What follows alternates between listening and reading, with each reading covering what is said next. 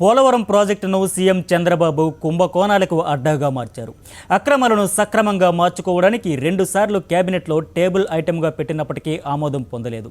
నిబంధనలకు విరుద్ధంగా నామినేషన్పై పనులు అప్పగించిన సీఎం అక్రమాలు బయటపడతాయేమోనని ఆందోళనతో సతమతమవుతున్నారు.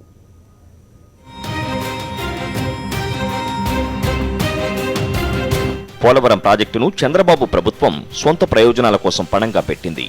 కుంభకోణాలకు కేంద్రంగా మార్చింది.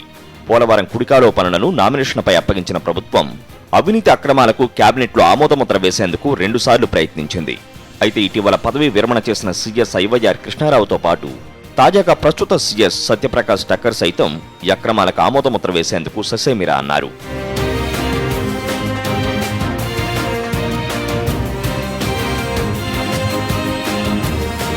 నిబంధనలకు విరుద్ధంగా నామినేషన్పై పనులు అప్పగించేసిన ముఖ్యమంత్రులు ఆ తర్వాత అక్రమాలు బయటపడతాయేమో, భవిష్యత్తులో ఇబ్బంది పడతానేమోనన్న ఆందోళన మొదలైంది.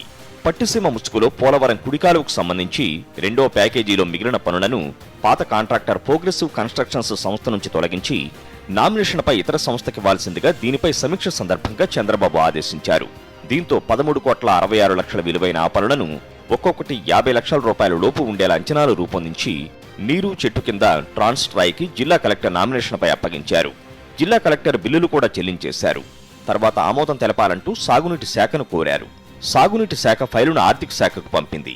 అయితే ఇప్పటికే పనులు చేసి బిల్లులు కూడా చెల్లించినందున తాము ఆమోదముద్ర వేసే ప్రసక్తే లేదని, పనులు చేయడానికంటే ముందే తమకు ఫైలు పంపాలని ఆర్థిక శాఖ స్పష్టం చేసింది.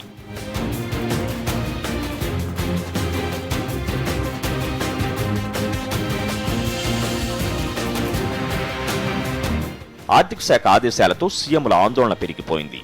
ఈ నామినేషన్ల దందా దోపిడీకి కేబినెట్లో ఆమోదముద్ర వేయించడం ద్వారా సక్రమంగా చేసుకోవాలని సీఎం భావిస్తున్నారు.